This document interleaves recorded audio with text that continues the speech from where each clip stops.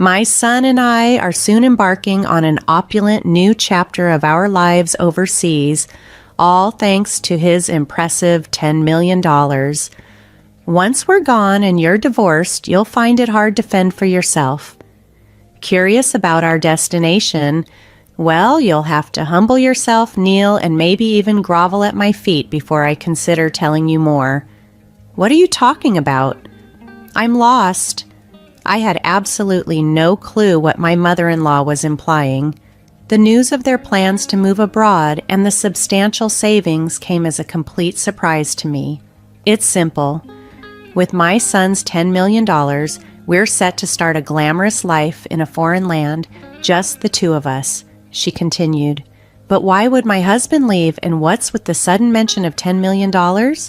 If you're that desperate to know, get on your knees, beg, and maybe I'll enlighten you. Why this hostility? Where is my husband? We're quite content, enjoying the lavish lifestyle that my son's fortune affords, she remarked dismissively. It was clear I was no longer needed. Her words stunned me. What did she mean that my husband had suddenly acquired $10 million and was living a luxurious life abroad? Why was she acting as though I was an outsider? Overwhelmed with anger and confusion, I knew I needed to remain composed and uncover the truth. How did my husband come into such a large sum of money? Could there be more to this $10 million? I manage a prominent IT company where I met my husband. His upbeat and lively nature won me over, and eventually we married. Initially, his parents were very welcoming, and years later, we had a daughter, now 12. Having experienced a tough childhood and strained relationship with my parents, I was resolved to provide my daughter with all the love and support she needed, juggling both my career and home life. However, things took a turn when my husband was assigned to a project in Florida, requiring him to move there alone. Managing everything single-handedly with our daughter was daunting. It's going to be challenging handling work, home, and our daughter alone, I expressed to him. Perhaps it might be wise to ask my mother to help, he suggested, considering the load I would have to bear. He suggested it with some hesitation, but I saw it as a sensible approach to our current predicament. Thus, we decided to invite my mother-in-law to move in with us to offer some assistance. "Mommy, when is Daddy coming back?" my daughter inquired one day. "He's going to be in Florida for a while, but don't worry, Grandma is coming to stay with us," I reassured her. With that, my mother-in-law joined our household. Little did I realize that this decision would soon become one of my greatest regrets. "You're working late again today, huh?" Women who neglect their families. These were the kind of biting remarks I'd often return home to. "I have a job too, and I take care of our daughter," I would retort, though she seemed perpetually unimpressed. "When I was young, family was everything. I never even considered working outside the home," she would often reminisce nostalgically. Then, on a day when my daughter received excellent grades, she claimed, "It's all thanks to me. What's the point of you? Maybe we don't need you around." Despite her involvement being limited to simple homework tasks, I was the one teaching my daughter most subjects. Whenever I made even a minor mistake in cooking, she would criticize me. "How did you and my son ever manage before with such poor cooking skills?"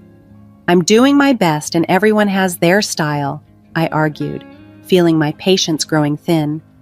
"She's not doing her chores," she would complain to my husband.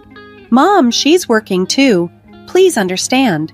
My husband would defend me during their conversations.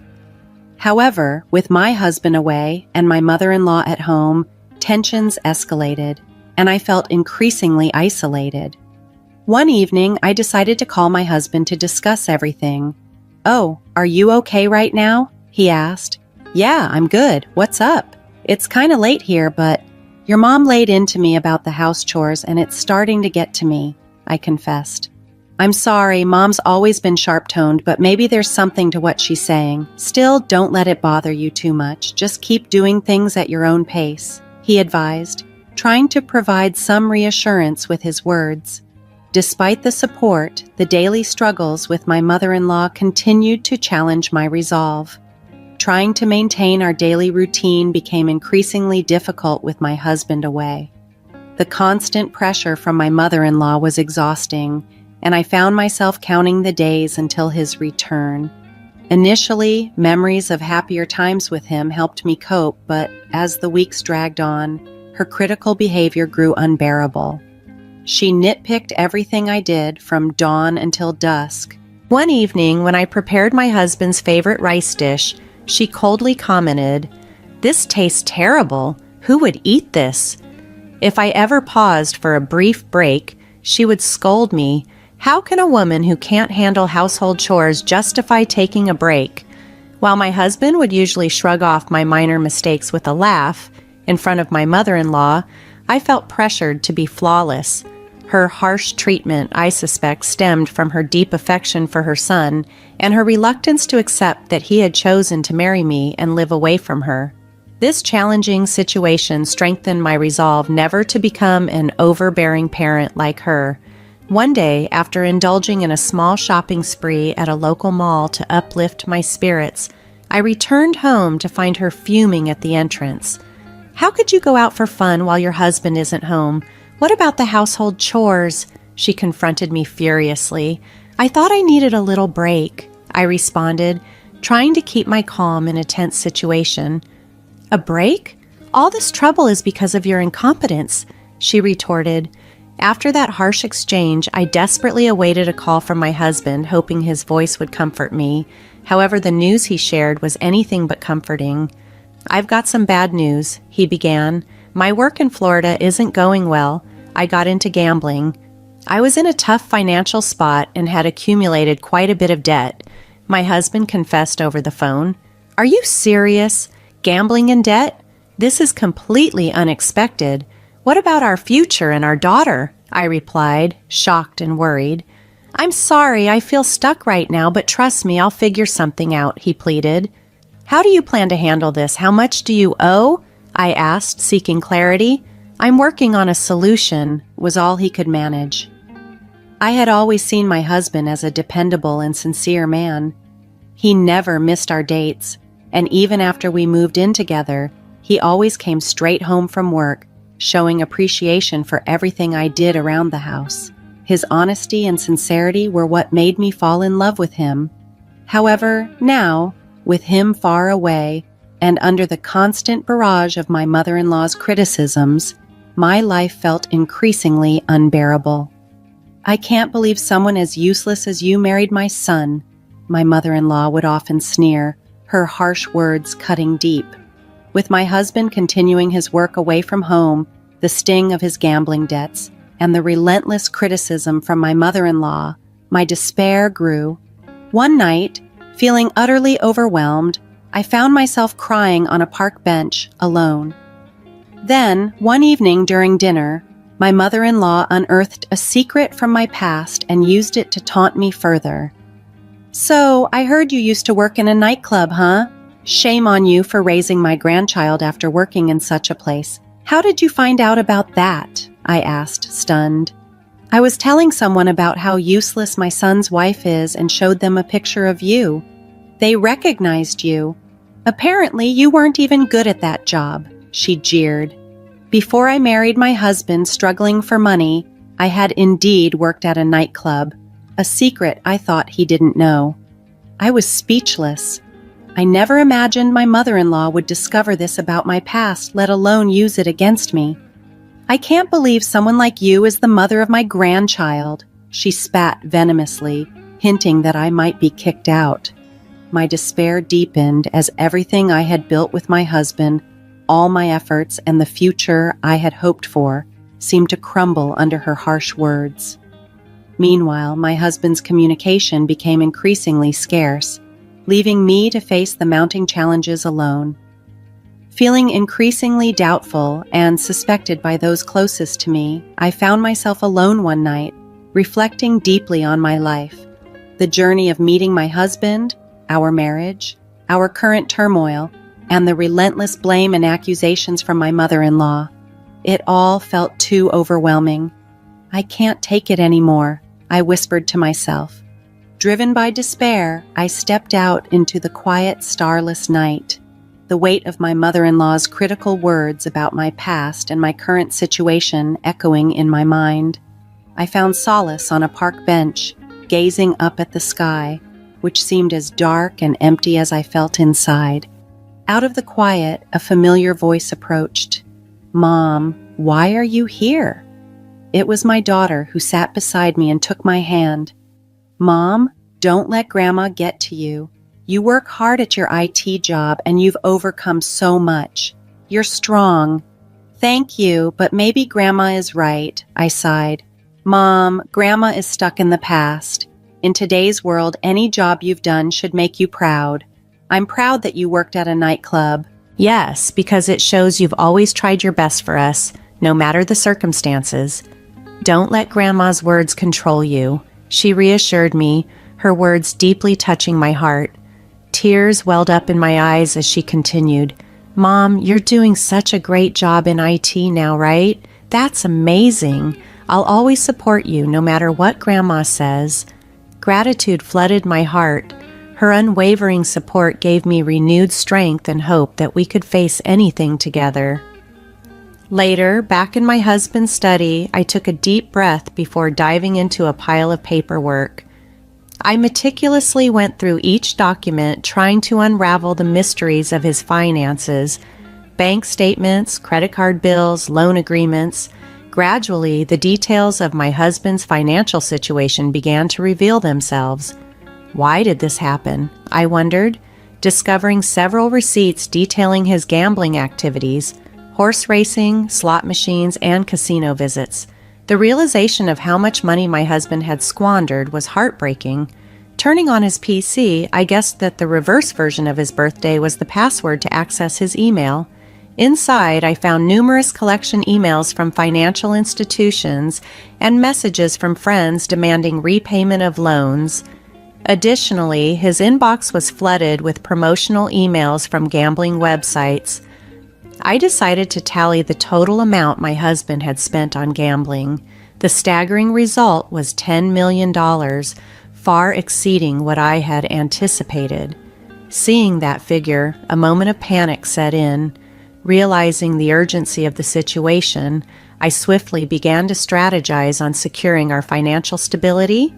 This included tapping into my personal savings, estimating the proceeds from selling our high-end electronics and luxury items, and carefully planning our budget based on my salary. Every little detail was crucial in these critical moments. As I carried on with my investigation, I contacted various financial institutions daily to fully grasp the extent of my husband's debts. I also obtained credit reports in his name. A few days later, I formulated a plan. I began laying the groundwork to establish a life independent of my husband and mother-in-law, while also figuring out a strategy to manage his debts. Using my expertise in the IT industry, I decided to pursue freelance projects. I quickly put together a portfolio and signed up on a freelance job platform. Shortly after, I received my first project request from a client. This will help cover some of our living expenses, I thought, grateful for the opportunity. While managing my daily work, I meticulously reviewed our household finances. I canceled unnecessary subscriptions, cut back on wasteful spending, and researched budget-friendly recipes to reduce our food expenses. With insights from local moms, I organized a community yard sale, successfully selling branded items and extra electronics for a decent sum. As my freelance work gained momentum over the following weeks, I began to feel more secure about our financial future. By then, my bank account held enough to cover our essential living expenses. When I returned home one day, I noticed all of my mother-in-law's belongings were gone. At the same time, my phone rang. It was her. "Oh, are you already home? Did you notice our stuff is gone?" Her voice came through the phone. "What are you trying to say?" I asked cautiously. "My son and I are starting a luxurious life abroad with his $10 million. Once you divorce, you won't be able to make ends meet. If you want our address, get on your knees and lick my shoes." she declared arrogantly. I couldn't help but chuckle. That $10 million is a debt.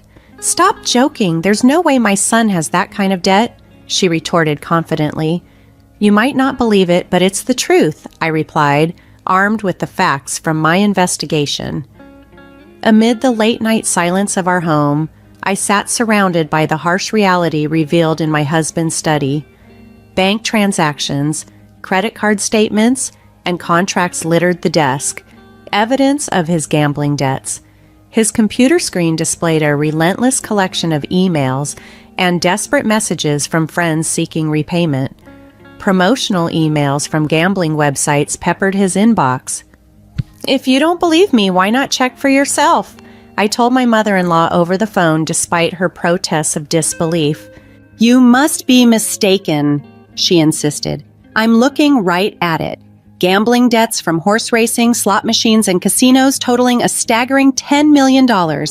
I've just emailed you the proofs. Take a look when you can, I explained, trying to keep my voice steady. Silence followed, then a soft admission from her. I didn't know about this. He probably hid it to spare us the worry, but now I see. I've been grappling with how we'll manage this mountain of debt, thinking it was our joint burden to bear, but perhaps that's not the case, I said with a mix of sorrow and resolve. After a pause that seemed to stretch forever, she finally spoke. I'm at a loss for words. I truly didn't know, she murmured. We ended the call shortly after, and each of us left to ponder the revelations. Despite the upheaval caused by my husband and mother-in-law's initially planned escape to a lavish life abroad, a plan based on what turned out to be a misunderstood financial document, I decided to chart a new path forward for my daughter and me. I needed to protect our future, irrespective of the crumbling circumstances around us. Later, my husband reached out, his voice laden with regret. I'm so deeply sorry. I never meant for things to spiral out of control, he confessed. Our family is disintegrating because of your actions. How did you let it get this far? I demanded, my tone sharp with pent-up frustration and hurt. He sighed heavily. I got caught up in dreams of a different life with Mom, ignoring the realities facing us here. I didn't foresee the ruinous impact of my choices. Promises to your mother at the expense of our daughter's future? How could you prioritize anything over her well-being? I pressed, unable to mask the betrayal I felt. After a tense silence, he responded quietly. I thought I was doing what was best at the time. I see now how wrong I was. Do you still care about us? About your family? I asked, a part of me dreading the answer. I always will, but I understand if you can't see past this. Perhaps it's best if you and our daughter move on without me, he admitted, his voice breaking with emotion. As his sobs filled the silence that followed, I hung up the phone, a mix of sadness and determination settling in. It was clear I had to rebuild from the ground up, focusing solely on the well-being of my daughter and myself. The mistake of misreading a bill as a $10 million lottery win had set off this chain of events, but it was up to me to steer our course toward stability and recovery. As my mother-in-law plotted their supposed dream relocation overseas, she convinced my husband to accompany her, both blissfully unaware of her crucial mistake. It was a bill, not a lottery win, that fueled their plans. Believing that starting anew abroad might mitigate their financial troubles, my husband naively agreed to the move. When I discovered the truth behind their intentions and the financial blunder, my frustration and anger toward my husband intensified. Determined to protect myself and my daughter, I started consulting with a lawyer, preparing for divorce, and ensuring we could secure emotional distress compensation and child support. This marked a turning point. A new beginning was unfolding for my daughter and me, free from the disillusionment brought by my husband and his mother. During this transformative period, my daughter and I grew incredibly close. Her unwavering support in my decision to start anew became my pillar of strength. Each affirmation from her filled me with a mix of relief and gratitude, making the emotional turmoil we endured together seem worthwhile. Meanwhile, the reality of life overseas quickly soured for my mother-in-law and husband. Their ill-prepared venture was marred by financial instability and unexpected challenges, including a significant loss of their remaining funds to pickpockets, further complicated by language barriers. Ultimately, their lack of foresight led to deportation due to visa overstay issues. Back home, through careful negotiations led by my attorney, the terms of the divorce were finalized. We decided that my husband would pay a single lump sum for emotional distress compensation and child support. While this brought a formal end to our marriage, my lawyer suggested considering installment payments instead, citing my husband's continued financial irresponsibility and new debts owed to dubious lenders. As my mother-in-law faced dire consequences from their failed adventure, evicted and penniless after being robbed, she returned to the U.S. only to find herself homeless. I, on the other hand, felt a profound sense of peace as my daughter and I embraced our new chapter. Though not without its own set of challenges, being free from the past chaos allowed us to face the future with renewed optimism. Determined to build a joyful, stable life, my daughter stood by my side as a beacon of hope. Together, we navigated our way through the dark times, now looking forward to brighter days with a resilient spirit and hearts full of hope.